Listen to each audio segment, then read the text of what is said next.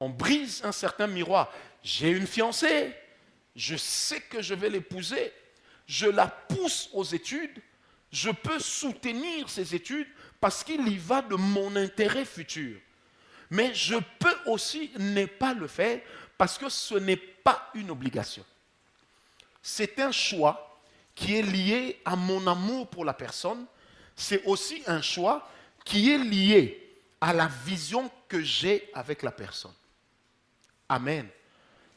Vous savez, il y a beaucoup d'abus, je répète, liés au contrat de mariage qui est souvent confondu avec le contrat de fiançailles. Lorsque on se respecte, il est de ces services qu'on ne demande pas à tout moment.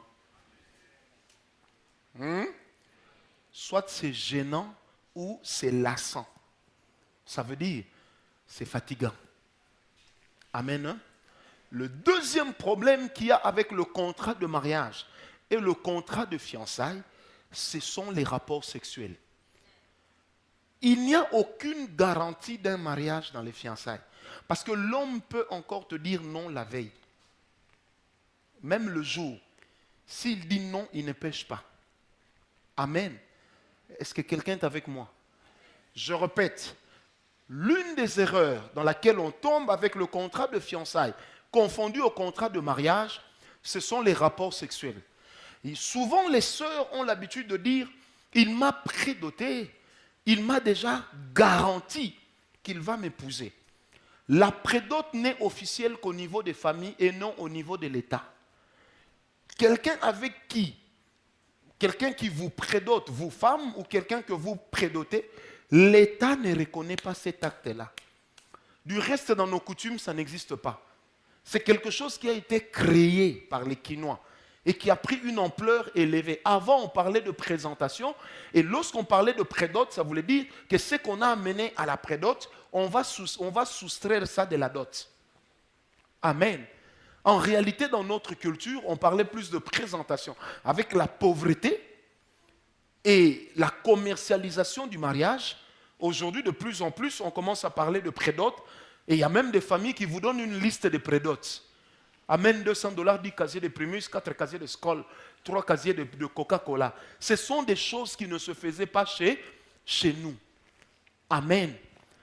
Frères, sœurs, surtout vous les sœurs, vous savez, dans les relations sexuelles homme-femme, malheureusement, c'est une injustice de la nature, la femme a toujours plus à perdre que l'homme. De plusieurs manières. Si elle tombe enceinte, elle devient déjà, si cet homme ne l'épouse pas, elle devient déjà buy one, get one free. Ça veut dire que ça devient déjà quelque chose qui risque d'empêcher à ce que certaines personnes l'épousent. Vous savez, quand vous allez en Europe, surtout aux États-Unis, quand on écrit sur la vitrine « Buy one, get one free », généralement, ce ne sont que des fins de série.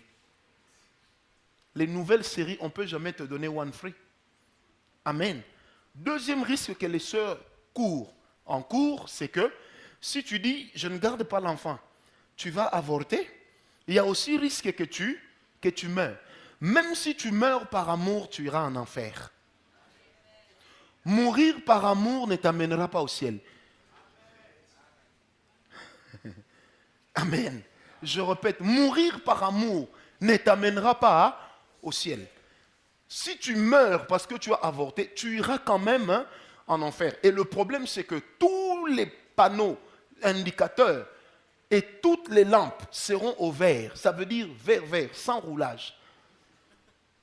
Est-ce que quelqu'un me comprend? Et j'aime bien Jésus qui dit, large est la route qui mène en enfer.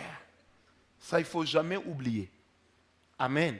Sœur, quand tu vas avec un homme, ne t'attends pas à ce que, quand ton ventre grossit, ses testicules bombent. Non. Ça n'ira que dans un sens. Sœur, vous avez tout à perdre dans cette histoire. Et la troisième chose, le troisième risque, c'est lequel? C'est qu'en réalité, un homme qui est déjà allé avec vous, il y a déjà un mystère qui est tombé. Est-ce que je peux vous parler librement? Quelle est la sœur qui a moins de 16 ans ici qu'elle sorte? Le frère qui a moins de 18 ans peut sortir. Frère, Écoutez-moi bien. Est-ce que vous êtes avec moi?